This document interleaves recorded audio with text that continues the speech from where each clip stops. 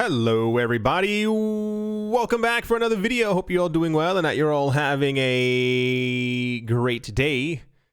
To start things off, volumes have skyrocketed on local Bitcoins Venezuela after posting a staggering 2,492% increase over the last 12 months, making the stricken South American economy the world's fastest growing, but likely the most expensive market for buying Bitcoin. Weekly volumes leaped from 13.7 billion bolivar in mid-January 2019 to 363 billion at the end of last week, according to CoinDance. The week just passed was one of the biggest on the platform, having seen an explosive 38% increase from the week prior. There's that chart once again that we were going over many times during the course of 2019.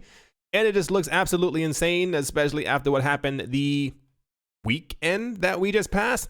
This is in spite of the fact that the platform may be seeing the highest premiums for Bitcoin in the world. Bitcoin is currently listed on local Bitcoins Venezuela no lower than $9,401 per coin. That is currently above $1,300 above spot where the price currently is.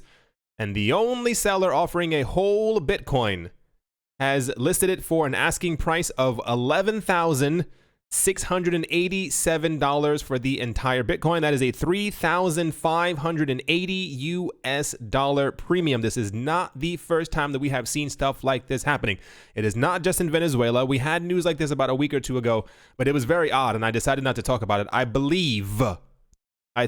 I want to say Iran. I have Iran in my head. There are also another couple of countries I want to say. It was somewhere in the Middle East. Bitcoin was selling at a premium on one of the websites for around $27,000, which caused a bit of madness, and this is kind of the exact same thing.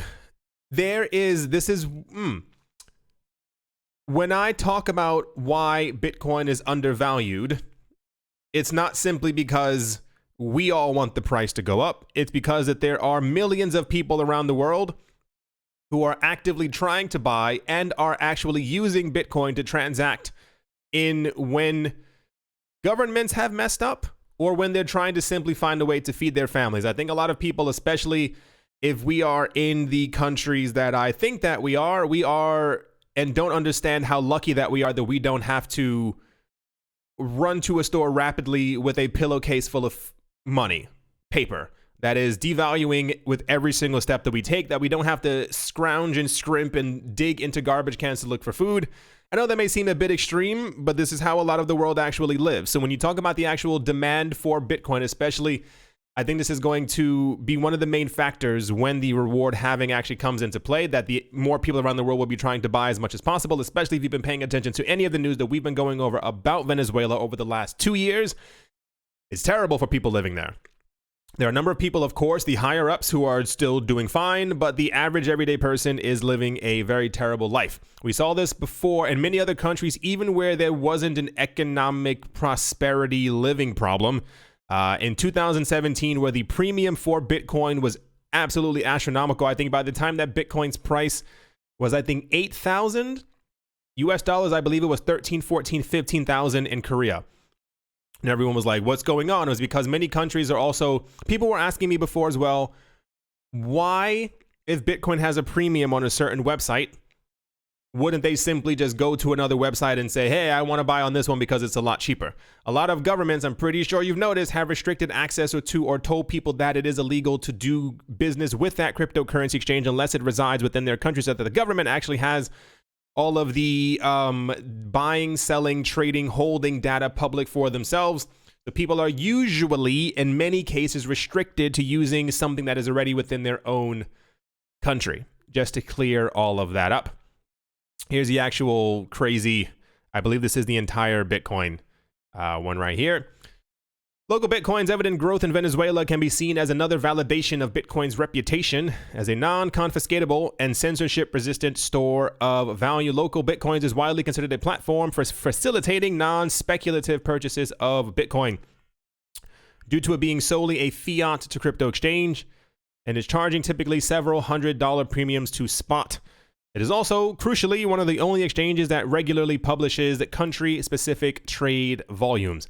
I assume we are going to see more spikes like this. I am wondering what will happen if Bitcoin ends up going back over $10,000 to $15,000 over the next couple of months. How this spike is going to affect the rest of the world. We did not have much data like this, and you can even see around here.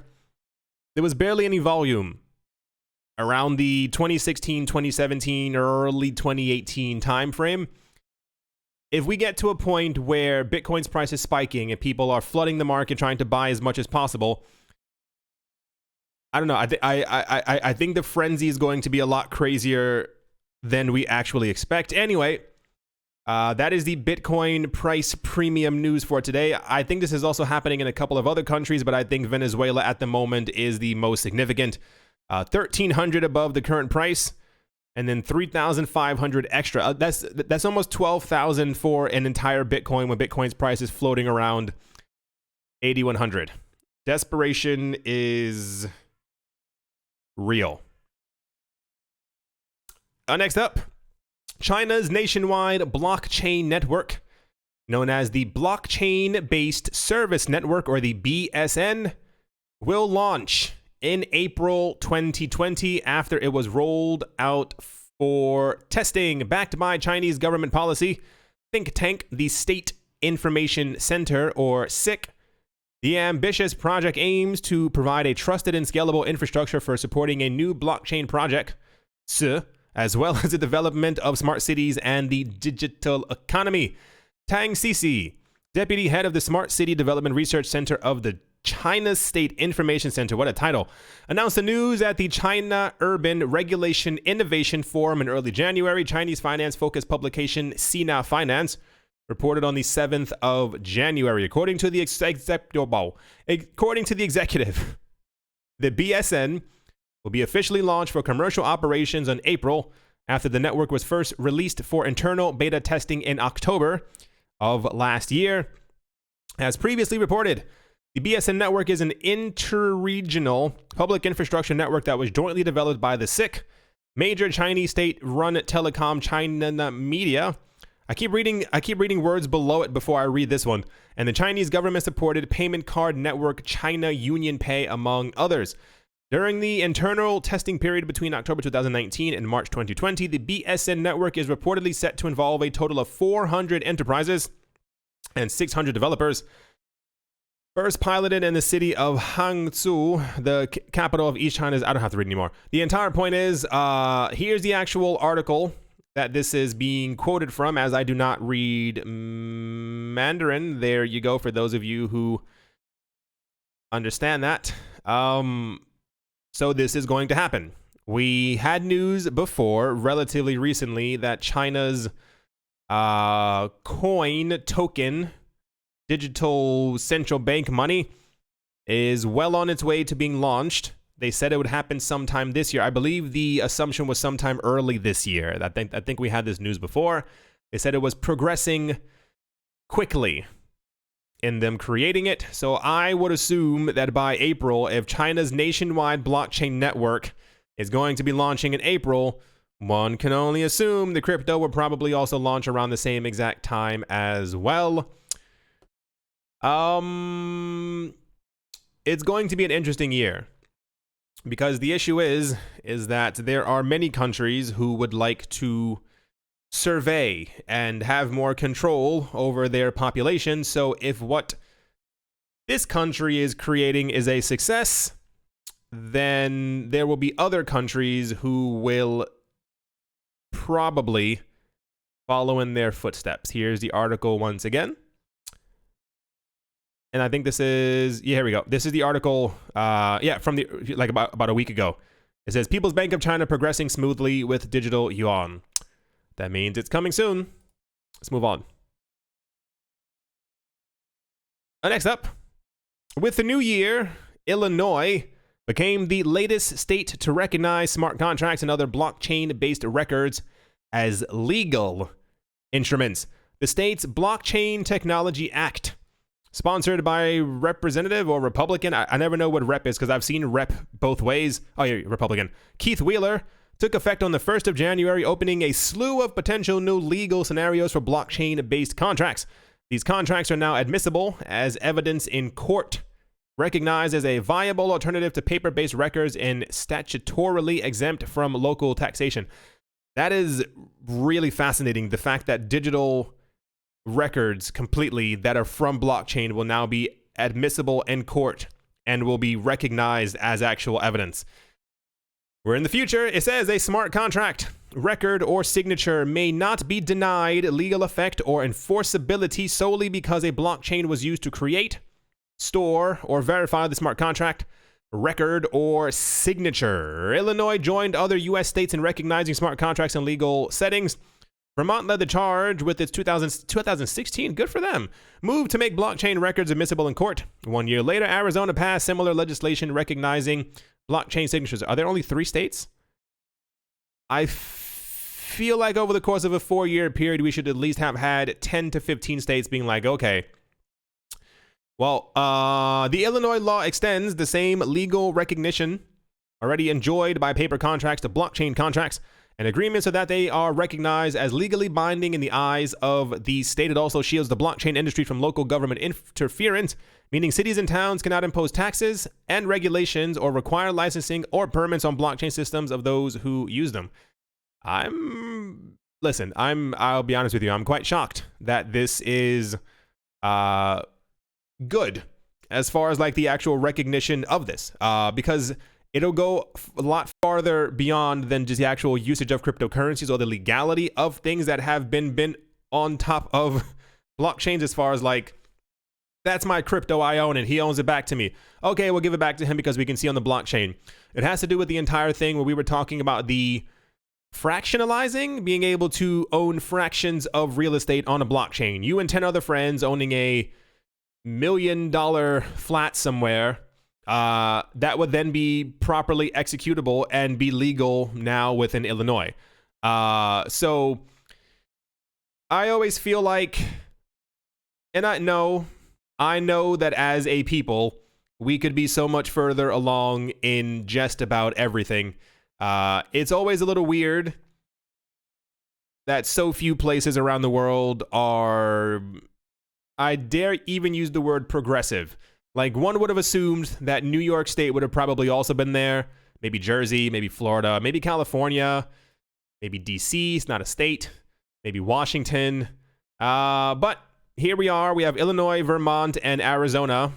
Kudos to them on making blockchain and blockchain contracts legal. I don't think people understand the scope of that, but that allows us for a world where everything is hyper-digitized and things correlating to blockchains become more viable as an actual form of usage within that state, and also just legally binding.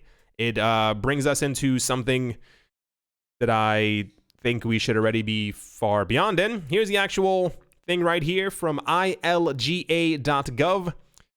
Here's the actual thingamajig. Alrighty, let's move on. Here's an interesting one. More than half of the total circulating, there are currently 36.8 million Litecoin circulating. More than half of that has not moved in more than a year. That is to say, 40 million Litecoin. 40 million Litecoin out of 63.8 million have remained dormant, which amounts to nearly $2 billion worth of Litecoin that has just not moved. This was pointed out by Franklin Richards, Litecoin Foundation director, who stated that a majority of these Litecoin appear to be locked up from November to December of 2018. That means they have not moved at all. It was speculated that the whales fed on the lowest price and started hoarding Litecoin. There's a little chart right there. I think I have it bigger in the next one. While the above argument could be a mere coincidence, Richards stated that the price correlation appeared to support the idea that a lot of accumulation occurred during this time. When Litecoin hit its lowest after the bubble, it was hovering just above 23 US dollars. Interestingly, among the top 100 Litecoin addresses, which were dormant for a year, 45 addresses have started accumulating between November and December of 2018, according to the data on BitInfo charts. He said, and I do quote, "We know that at least 12 million of these coins are held by Coinbase on behalf of its users. We are not aware of any other addresses listed being owned by other large services or exchanges, although it is highly likely that they are." Going back 2 years to the climax of the last bull market, we can see that almost 15 million Litecoin have remained inactive. Even looking to the start of 2017 from now, over 4 million Litecoin have remained unmoved, while an unknown number are probably burned. The rest are likely in the unshakable hands of many adopters. Like Bitcoin, for those of you who don't know or are unaware, it is widely believed, heavily believed, that a lot of the early Bitcoin, and I guess you can call it burned, disappeared. We will never see it again. Why? Because we were once at a point in history where 10,000 Bitcoin could buy you 2 pizzas. And what happened is, if a pizza costs around $10, $15, 10,000 Bitcoin is worth around $30 to $40. You don't think about it as much. It's 10,000 Bitcoin. Think of 10,000 Bitcoin being worth $30. People didn't care. People lost it. We had a lot of news and before where people had 6,000 Bitcoin on a computer they threw away. People had 50,000 Bitcoin on a computer they lost a private key. So it is widely believed that there are millions of Bitcoin, millions, not tens of thousands, not hundreds of thousands, millions of Bitcoin that are lost and gone forever. At the same exact time, when Bitcoin's price was higher and other altcoins started to pop up, Litecoin being one of them, if you saw that Bitcoin's price was $129.99 and Litecoin's price was around 58 cents, it didn't mean as much to you as it did probably about Bitcoin. So it's also not spoken about as often, but a lot of the early coins are probably lost, gone forever. People had it on an old computer. There was somebody who mentioned before, I don't know if it was a joke, that they had a whole bunch of Bitcoin. It was on an old computer. They got a new computer. Their ex-girlfriend needed a computer, and they gave that computer to the girlfriend. She rebooted it, started everything back up, and all those Bitcoin are also now lost and gone forever. That's kind of the entire idea of it. Here's the actual chart right here. What we're seeing, and what we also saw a couple of days ago, remember the news that we also had about Bitcoin and how there's so much Bitcoin that has not been moved over the last 2 years? It's the exact same type of news, but for Litecoin. It means that people have not only been accumulating, but they're just not moving the coins at all. You can even see it says first in when the address was open, when the first transaction went inside of it, and at what time. Last in 2019, 2018, 18, 19, 19, 19, 18, 18. What's really weird about this as well is that there are multiple addresses that have exactly 300,000 Litecoin in them. 300, all the way. That's probably the weirdest thing in the entire world for me. There was news about a day or two ago as well about like wealth distribution amongst wallets in the cryptocurrency space. The article that I saw was talking about, I believe they were focusing on Cardano and how the Cardano Foundation, I think, had a huge amount of ADA that was distributed amongst them, and then amongst other people in the foundation, and then amongst early ICO buyers in the space. And then it was kind of sprinkled around the rest of the community. But I mean, if you want to be completely honest, this has happened for, not that it's good. This is not me being like, it's fine, everyone's a crook. It's more like this has happened amongst every single project. I don't mean the entire pre-mining thing. I mean, as far as one side of the coin, the proof of stake, the pre-mined coins, figured out early on, we can make these coins, we can distribute them amongst ourselves and all of our friends. And therefore, should prices go up, we will be the benefiters of the price movement. But on the other side as well, this entire time period from 2012 to even around here, I mentioned before in other videos, I was and am still and have been certain that rich people were buying up these coins in mass. It's fairly obvious. No normal, everyday, average Joe probably has 400,000 Litecoin just sitting in a wallet. If I was broke and I had 20 million in digital currency on a computer, I'll tell you right now, I would probably sell it. Just going to be 1,000% honest. So these coins, we know for a fact, are being accumulated by some of the richest people in the entire world. And you get to the entire situation where people talk about the unequal distribution of these coins. And it's like, yeah, because this is how I see it. The rich people see the opportunity. Other people wait for the prices to go up. When the prices go down and everyone's afraid and everyone's selling off their coins, that's when the rich people are buying. I mentioned before many other times, I've only purchased, I've only bought. I do not sell because I refuse to be one of those people. This is not financial advice, who sold their cryptocurrencies during a period where they needed it, where the prices went down, where they thought it wasn't going to go back up, and then stuff ended up going back up. There's a reason why people are accumulating. There's a reason why we keep seeing that there are millions of Bitcoin and millions of Litecoin that are just not moving. Why every single time there's stuff going into these addresses, there's nothing going out of it, because people continuously keep putting coins into these addresses.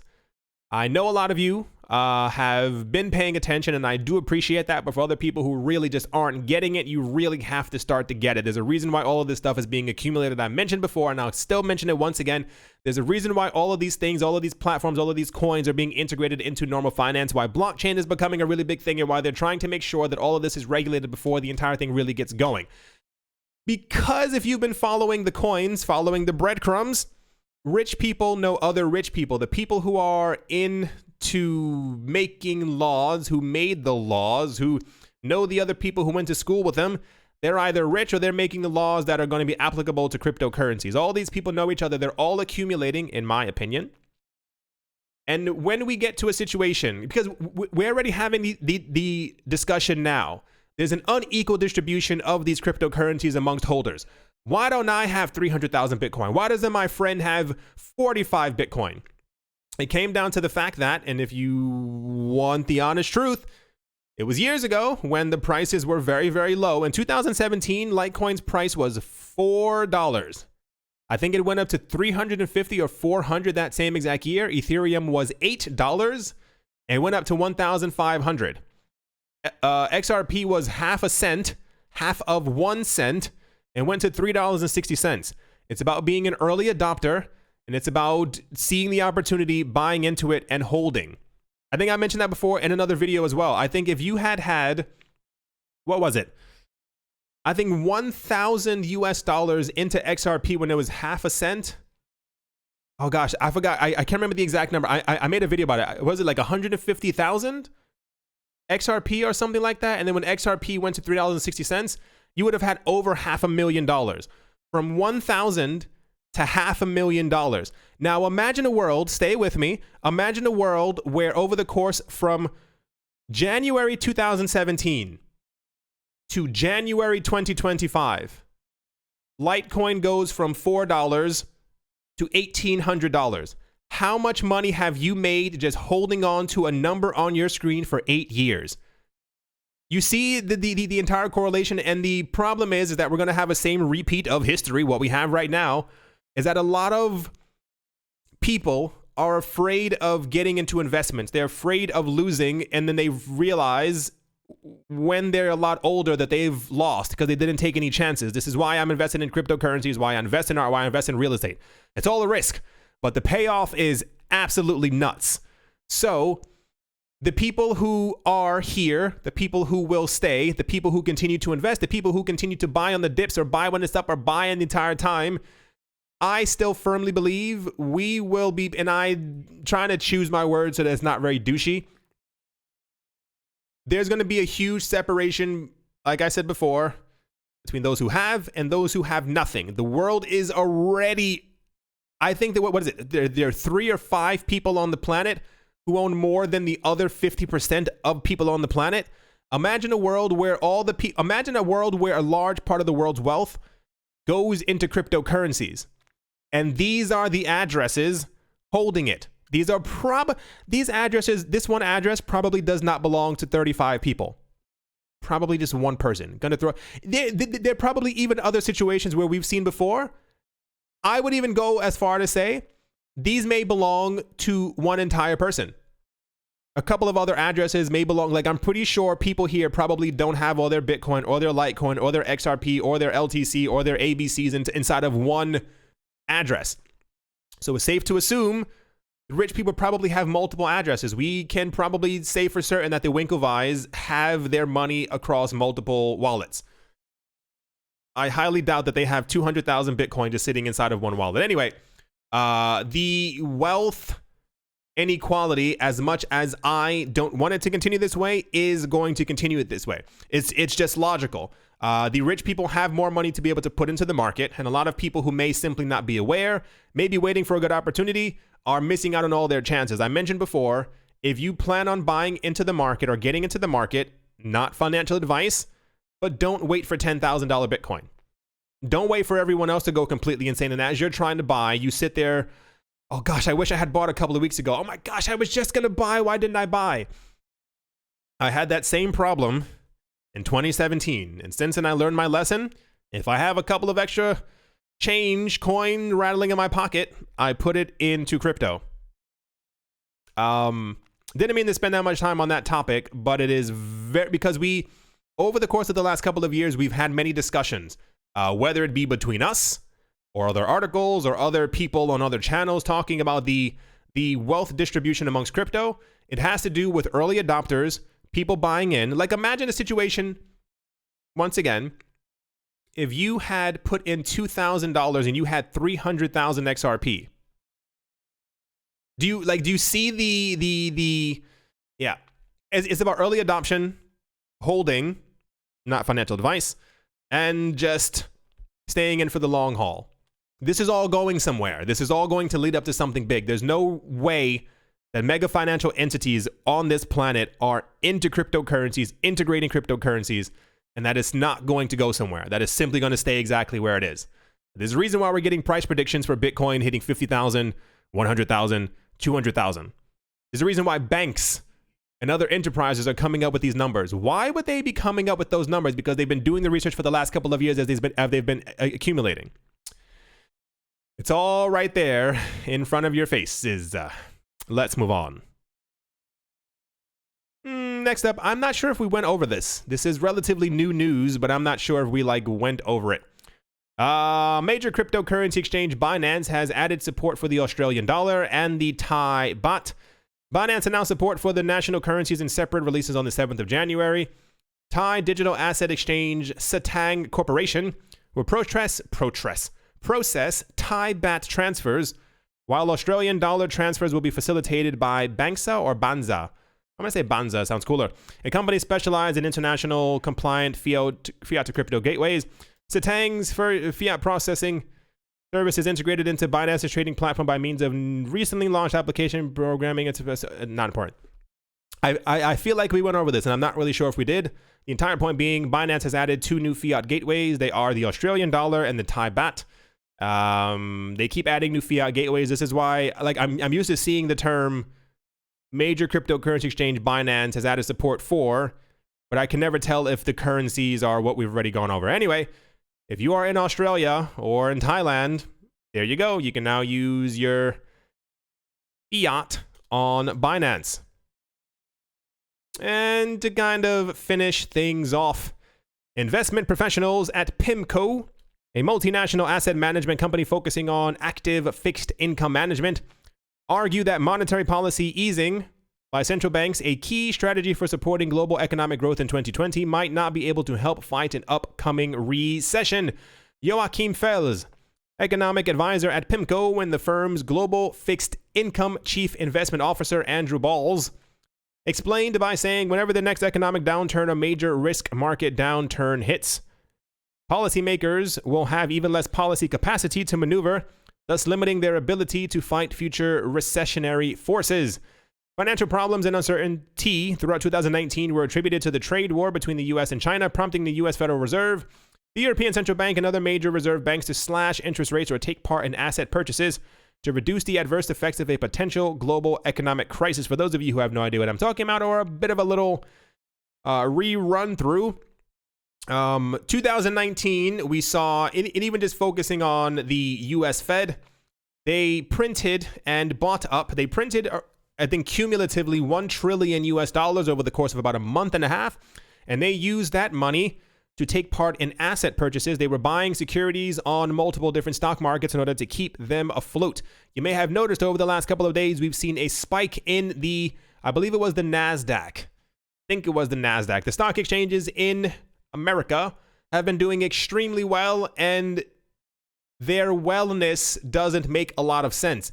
People seem to be flurry buying in an effort to try and catch the prices going up, but there's no real demand and or need for prices to have gone up as high as they have over the last couple of months. A lot of these companies haven't really made an excessive amount of profit that would warrant a 35% increase over the course of a 5 to 6 month period. And at the same exact time, for those of you who don't know, there were rumors last year that Germany would, or looked like it potentially was entering into a recessionary territory, as well as many other countries who simply were not doing well. And many other European central banks have started to slash their interest rates, which pretty much means if you're trying to borrow money, it becomes more attractive the lower the interest rate is. However, during a time of crisis, banks and central governments tend to lower interest rates to make it so that if the economy is not doing well and no one's buying, they will lower interest rates to go, well, you can still take out debt, but the debt is a lot cheaper. You will be less likely to take out debt during a recession when the interest rate is 5%, as opposed to if it was 1%. Part of the issue is that they've lowered it so much that you can't really lower it anymore. So if there is a recession, and many governments already have negative interest rates, that just doesn't work out. And they've been staving off this drop for a number of years now.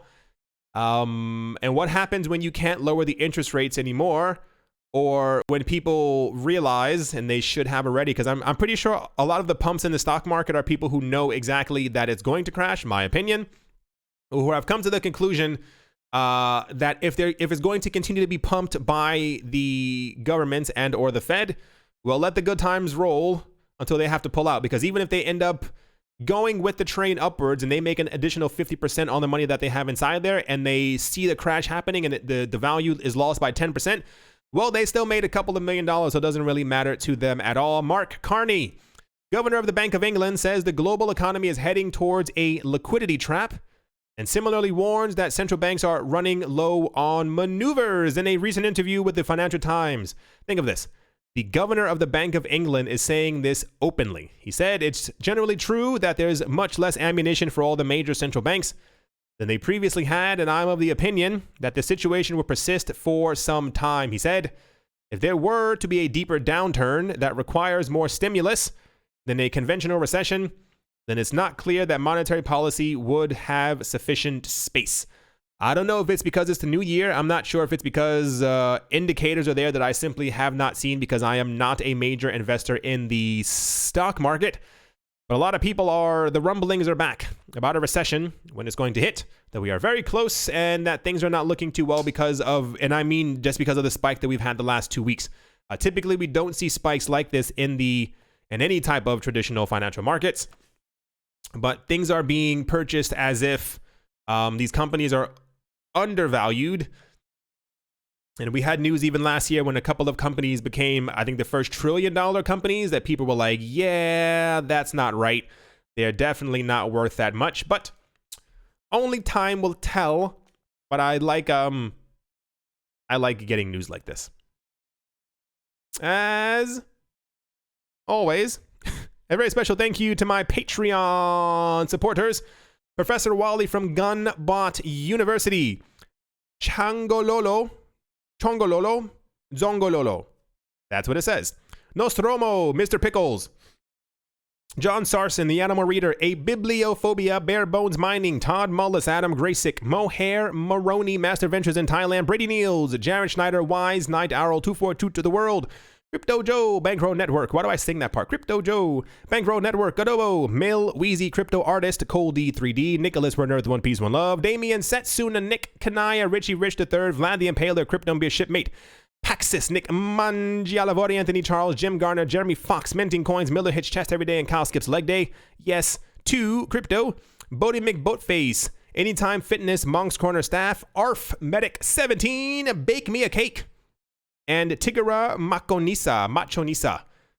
Thank you all very, very much for your support. And thank you very much as well to the enormous amount of support that I have just gotten on the YouTube membership thing on the join button. Thank you very, very much. A number of people were angry, I might say. To clarify, you are not required to help support the channel. I think a lot of people thought that they would stop seeing my videos if they did not help support. That is not the case. You do it from the kindness of your heart. I give you a very big digital hug to everyone out there who has supported the channel. It really does mean a lot to me at the moment. For those of you not looking at the screen, Bitcoin is currently at $8,109 US. It is in red, but it's not a big red. It is down 0.03%. Today is also the day where we're supposed to have the launching of the new CME Bitcoin options, as well as, what were the other two? There are like 3 other companies who are also launching something this week as well. So we will see what this does to the prices of the cryptocurrencies out there. I'm very excited. I'm very energized this week. I woke up with a lot of energy. I mentioned before, and I think I forgot to exactly say what I was doing. I mentioned that I have other ventures and stuff going on.